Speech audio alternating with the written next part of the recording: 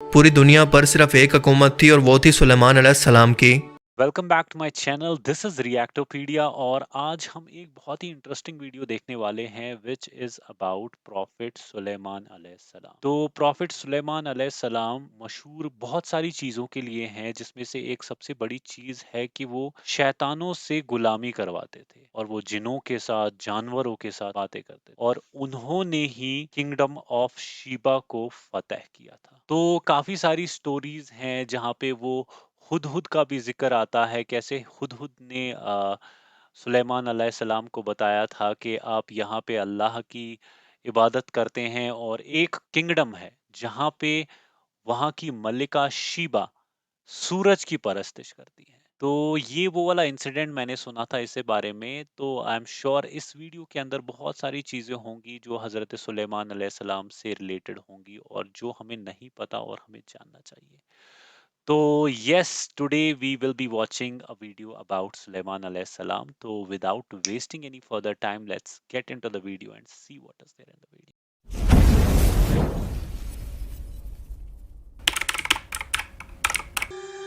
कुरान करीम की सूरह सबा में अल्लाह पाक हज़रत सुलेमान अलैहिस्सलाम का जिक्र करते हुए फरमाते हैं कि इसके लिए बनाते जो चाहता सूरह सबा। ऊंचे ऊंचे महल और तस्वीरें और बड़े बड़े हौज़ों के बराबर तालाब, लंगरदार देगें।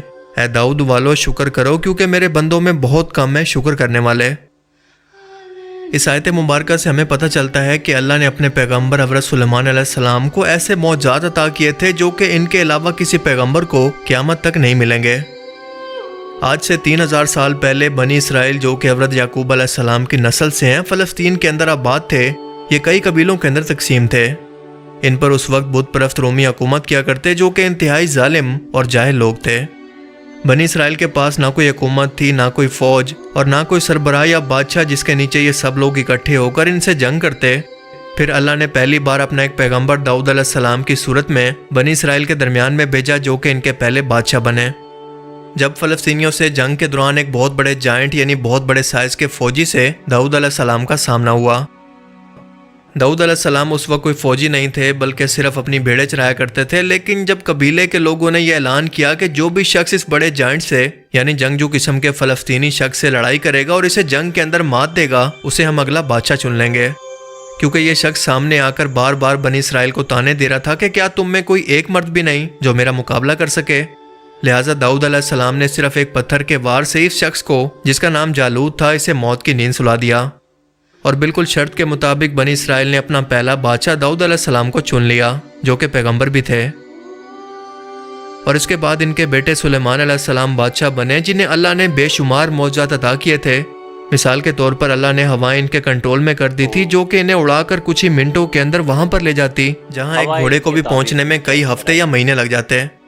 क्योंकि सुलेमान अलैहिस्सलाम ने अल्लाह से ये दुआ मांगी थी कि ऐ अल्लाह मुझे ऐसी सल्तनत अता कर जो कि क़यामत तक किसी और को ना मिले। और अल्लाह ने उनकी यह दुआ ऐसे कबूल की कि पूरी दुनिया पर जहाँ पर भी इंसान मौजूद थे और इंसानों के अलावा जिन्नात, जानवरों, परिंदों, कीड़े मकोड़ों, सभी पर इनकी हुकूमत थी। पूरी दुनिया पर सिर्फ एक हुकूमत थी और वो थी सुलेमान अलैहिस्सलाम की। वो जानवरों और कीड़े मकोड़ों की बात समझकर इनसे बातें किया करते और जिन्नात, जिन्हें आदम अलैहिस्सलाम की ज़मीन पर आमद से पहले कैद कर दिया गया था, इन्हें सुलेमान अलैहिस्सलाम के दौर के अंदर एक बार फिर से आज़ाद करके इनकी कौम में आजमाइश के तौर पर भेजा गया। लेकिन अल्लाह ने बाद में सुलेमान अलैहिस्सलाम की दुआ पर इन्हीं जिन्नात को सुलेमान अलैहिस्सलाम के ताबे कर दिया, जो इनके लिए तरह तरह की तामीरात करते। क्योंकि सुलेमान अलैहिस्सलाम को तामीरात के साथ साथ हीरे जवाहरात का भी बहुत शौक था और ये जिन्नात समंदर की तह में गोता लगाकर वहाँ से मिलने वाले हीरे जवाहरात को सुलेमान अलैहिस्सलाम की खिदमत में पेश किया करते। आज भी हैकल सुलेमानी समेत मिलने वाली बहुत सारी तामीरात को देखकर कोई शख्स बता सकता है कि ये जिन्नात के अलावा कोई नहीं बना सकता, क्योंकि इस दौर के अंदर ऐसी कोई टेक्नोलॉजी मौजूद ही नहीं थी, ना कोई मशीनरी ऐसी थी जो कि ऐसी तामीरात कर सके। इसके अलावा ये जिन्नात समंदर की तह से मोती और हीरे लाकर सुलेमान अलैहिस्सलाम को पेश करते, जो कि इनके तख्त के अंदर और सर पर मौजूद ताज के अंदर लगे हुए थे। कुरान करीम में सूरह सबा की इस आयत पर ज़रा गौर करें तो हमें वाज़े तौर पर तस्वीरों का लफ्ज़ पढ़ने को मिलता है कि वो जिन्नात तस्वीरें यानी स्टैचू भी बनाया करते थे। क्योंकि जाहिर है कि वो डिजिटल कैमरे का तो दौर नहीं था कि हम उसको ऐसी तस्वीरें कह सकें जो कि आज के ज़माने के अंदर हम कैमरे से खींच कर देखते हैं, बल्कि उस वक्त की तस्वीरें किसी स्टैचू पर पत्थर को तराश कर बनाई जाती, जो कि किसी इंसान के बस की बात नहीं थी, क्योंकि ये आज से 3000 साल पहले का दौर है। और इन्हें आज भी मशीन से बनाना इंतहाई मुश्किल है। उर्दन के मशहूर आर्कियोलॉजिस्ट अहमद अब्दुल करीम को एक ऐसा ही स्टैचू मिला है जिसे वो सबूतों के साथ सुलेमान अलैहिस्सलाम की तस्वीर साबित करते हैं, क्योंकि इस मूर्ति के अंदर वाज़े तौर पर एक बादशाह को अपने तख्त पर बैठा हुआ देखा जा सकता है, जिसके सीधे हाथ के अंदर एक लाठी की तरह की कोई लकड़ी, जो कि अक्सर बादशाह अपने हाथ के अंदर रखा करते थे, इनके हाथ के अंदर भी देखी जा सकती है, क्योंकि ये साइज के अंदर असा या हाथ में पकड़ने वाली लकड़ी से बहुत छोटी होती है। और इनके दूसरे हाथ के अंदर एक बॉल यानी गेंद मौजूद है। और अहमद अब्दुल करीम के मुताबिक सुलेमान अलैहिस्सलाम इसी लाठी और बॉल से दुनिया पर हुकूमत किया करते थे, क्योंकि जिन्नात को किसी भी जगह पर और किसी भी तरह का हुक्म इस लाठी से और इस बॉल से दिया जाता। ये दोनों चीज़ें बनी इसराइल के लिए उस वक्त भी इंतहाई अहम थी और आज के दौर के अंदर भी इंतहाई अहम है, और इस वक्त भी यहूदी फ्री मेसन्स के पास मौजूद हैं। और इनके मुताबिक जब इनका मसीहा दज्जाल दुनिया के अंदर जाहिर होगा और एक बार फिर से पूरी दुनिया पर सुलेमान अलैहिस्सलाम की तरह की इनकी हुकूमत फिर से दुनिया पर कायम कर देगा और इन्हीं के तख्त पर बैठेगा, इन्हीं के तख्त पर इनका ताज पहनकर और इन्हीं की लाठी और बॉल की मदद से पूरी दुनिया के इंसानों और जिन्नात पर एक बार फिर से हुकूमत करेगा, जैसा कि सुलेमान अलैहिस्सलाम ने की। और ये लाठी और बॉल सुलेमान अलैहिस्सलाम को अल्लाह ताला की तरफ से नाजिल किए गए, जिनके नाजिल करने में क्या हिकमत है और इनमें न जाने क्या क्या राज छुपे हैं, ये अल्लाह की ज़ात के सिवा कोई नहीं जानता। बिल्कुल। इस स्टैचू की हाइट 33 सेंटीमीटर और चौड़ाई है 11 सेंटीमीटर। इस पर इंतहाई नफासत से काम किया गया है, जिसे हाथ लगाने पर ऐसा महसूस होता है जैसे रेशम का कोई लिबास हो। और इस तख्त पर बैठे हुए शख्स को देखकर हम कह सकते हैं कि ये इंतहाई खूबसूरत चेहरे का मालिक है। इसके सर पर हीरे जवाहरात से बना हुआ एक बहुत बड़ा ताज मौजूद है, जो कि सुलेमान अलैहिस्सलाम की तरफ इशारा करता है, क्योंकि जिन्नात इन्हीं के हुक्म पर समंदरों की तह से इनके लिए मोती निकाल कर लाया करते, जो कि इनके तख्त के अंदर और ताज के अंदर भी देखे जा सकते हैं। इन्होंने इंतहाई नफीस रेशम जैसा लिबास पहना हुआ है, जो कि बिल्कुल आज के तोप जैसा दिखता है, जैसा कि अरब के लोग पहनते हैं, क्योंकि इस लिबास के बल वाज़े तौर पर देखे जा सकते हैं। और इस तरह के बल किसी खुरदरे या सख्त कपड़े पर बिल्कुल नहीं बनते, बल्कि रेशम की तरह नरम और मुलायम कपड़े पर बनते हैं, जो साबित करता है कि यह इंतहाई रेशम जैसा बादशाहों का लिबास है। अब इस स्टैचू की कुर्सी या इसके तख्त की बैक साइड पर अगर हम जरा सा गौर करें तो वाज़े तौर पर किसी अजीबो गरीब किस्म की मखलूक का चेहरा वाज़े तौर पर देख सकते हैं, जो कि बिल्कुल जिन्नात जैसी कोई मखलूक लगती है। पर सवाल पैदा होता है कि ये आखिर क्या चीज़ है और इसका सुलेमान अलैहिस्सलाम से आखिर क्या ताल्लुक है। दरअसल इसका जवाब भी हमें कुरान करीम से ही मिलता है, क्योंकि कुरान करीम की सूरा 7 की आयत 34 के अंदर अल्लाह पाक फरमाता है, और इस तरह हमने आजमाइश में डाला सुलेमान को और इसके तख्त पर हमने एक जिस्म को डाल दिया, फिर इसने रुजू किया। दरअसल ये आयत मुबारक एक वाक़े की तरफ इशारा करती है, जब सुलेमान अलैहिस्सलाम ने गुस्से में किसी बात पर अपने सिपा सलारों से यह कह दिया कि ये मत समझो कि मेरी हुकूमत सिर्फ तुम्हारी वजह से ही कायम है। शायद उस वक्त सुलेमान अलैहिस्सलाम के सिपा सलारों को यह गरूर और तकब्बुर होने लगा था कि सुलेमान अलैहिस्सलाम की हुकूमत हमारे बगैर तो कुछ भी नहीं है। लिहाजा आपने इनसे गुस्से में फरमाया था कि मैं अपनी तमाम बीवियों के पास जाऊंगा और इनसे बेतहाशा जो औलाद पैदा होगी वो बड़ी होकर मेरी ताकत और मेरी मददगार बनेगी। मगर इस दौरान वो इंशाअल्लाह कहना भूल गए, यानी अगर अल्लाह ने चाहा तो। लिहाजा इसकी सज़ा अल्लाह ने आपको ये दी कि आपकी सिर्फ एक बीवी से सिर्फ एक औलाद पैदा हुई, और वो भी जब बच्चा पैदा हुआ तो वो इंतहाई अजीबो गरीब किस्म की सूरत का मालिक था, जिसे दाया ने लाकर आपके तख्त पर रख दिया। और इसके बाद सुलेमान अलैहिस्सलाम को अपनी गलती का एहसास हुआ और उन्होंने शर्मिंदा होकर अल्लाह से माफ़ी मांगी। दरअसल इसी बच्चे की तस्वीर को अलामती तौर पर स्टैचू की बैक साइड पर नीचे की तरफ बनाया गया है, जो उसी बच्चे की तरफ इशारा कर रही है।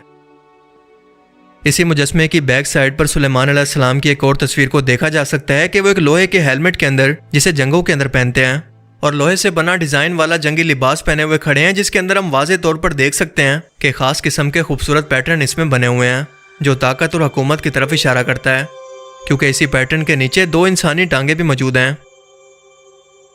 यह मुजस्मा सुलेमान अलैहिस्सलाम के कहने पर ही जिन्नात ने तैयार किया था, जिसका मतलब कि इसमें दिखाए गए इस बॉल और लाठी का मौजूद होना बिना किसी मकसद के नहीं हो सकता, जिसका ताल्लुक एंड टाइम्स यानी आखिरी ज़माने से भी जुड़ा हुआ है, क्योंकि यहूदी फ्री मेसन्स एक बार फिर से इसे दज्जाल को पेश करके ग्रेटर इसराइल को तामीर करना चाहते हैं, जिसकी हुकूमत पूरी दुनिया पर और तमाम मखलूक़ात पर होगी। लेकिन ये दोनों ताबूत सकीना की तरह और सुलेमान अलैहिस्सलाम की अंगूठी की तरह आज भी दुनिया की नज़रों से गायब हैं। इनका मकसद और इनका राज क्या है, इनके पीछे क्या मसलियत है, ये अल्लाह के सिवा कोई नहीं जानता। लेकिन आप इस बारे में क्या सोचते हैं, अपनी कीमती राय का इजहार कमेंट सेक्शन में ज़रूर करें। अब मैं मिलूंगा आपसे एक ऐसी ही नई इंटरेस्टिंग वीडियो में, तब तक के लिए अपना बहुत सा ख्याल रखिएगा। Thanks for watching this video. काफी इंटरेस्टिंग वीडियो है। अब मुझे देखो दुनिया में नहीं पता क्या हो रहा है, बट ये स्टैचू कब रिवील हुआ और इसके बारे में हमें क्यों नहीं पता? आई मीन इंडिया में ऐसी कोई न्यूज़ क्यों नहीं दिखाई जाती है कि हमें भी पता लगे कि ऐसी चीज़ें भी हो रही हैं, या तो हम सर्च ही कुछ ऐसी चीज़ें ऊट-पटांग करते हैं कि हमें ऐसी इन्फॉर्मेशंस के बारे में पता भी नहीं लगता। बट सीरियसली ये स्टैच्यू, इसके बारे में अगर बताया गया है और कैसे, हाँ, एग्ज़ैक्टली एक हाथ में एक लाठी जैसी और दूसरे हाथ में वो बॉल जैसा कुछ स्ट्रक्चर है, जो कि वो मुझे उस इस चीज़ को देख के मेरे को वो ही याद पड़ा कि जैसे वो विच वाला सीन नहीं होता था, वो कैसे बॉल को देख के वो कार्टून्स में या मूवीज़ में देख के बताती थी कि कहाँ पे क्या हो रहा है। तो वही वाला मेरे दिमाग में अभी क्लिक किया था। बट हाँ, ये चीज़ सीरियसली कब हुई है, I I am not having any clue about this. But जो भी है, अगर ऐसा हुआ है एंड मेरे को ये न्यूज़ देखनी पड़ेगी, ढूँढता हूँ निकाल के कि यार ऐसा हुआ है कुछ, तो हम भी इसके बारे में पढ़ें। तो यस, काफ़ी अच्छी इन्फॉर्मेशन है। हाँ, ये चीज़ तो मेरे को पता थी कि आप सुलेमान अलैहिस्सलाम जिन्नों से और शैतानों से काम लेते थे, स्ट्रक्चर बनवाते थे, और जैसे इसमें दिखाया गया है वीडियो के अंदर, वो कैसे समंदरों के तह के नीचे तक जाके वहाँ से जवाहरात निकाल के लाते थे आप हज़रत सुलेमान अलैहिस्सलाम के लिए। और एक और वाक़या है वो लाठी वाला, और हज़रत सुलेमान अलैहिस्सलाम कैसे उसके साथ टेक लगा के बैठे हुए होते हैं, और जिन और जो बाकी भी मखलूक है उनको ये पता होता है कि हज़रत सुलेमान अलैहिस्सलाम देख रहे हैं, और वो अपने कंस्ट्रक्शन के काम को जारी रखते हैं। और अचानक से जब वो लाठी टूटती है, तब पता लगता है आप सुलेमान अलैहिस्सलाम की वफ़ात हो चुकी है। तो ऐसा भी मैंने सुना था। तो काफ़ी सारी चीज़ें हैं, जैसे हवा ताबे थी हज़रत सुलेमान अलैहिस्सलाम के।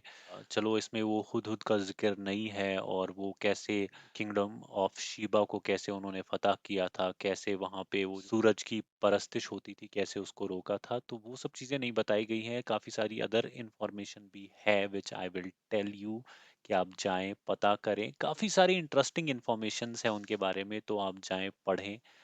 और यस, इस वीडियो के अंदर भी काफ़ी सारी चीज़ें बताई गई हैं। यस, तो that's it for today, and I will be back soon with a different video. तब तक के लिए आप अपना ख़्याल रखें, और प्लीज़ मुझे अपनी दुआओं में याद रखें।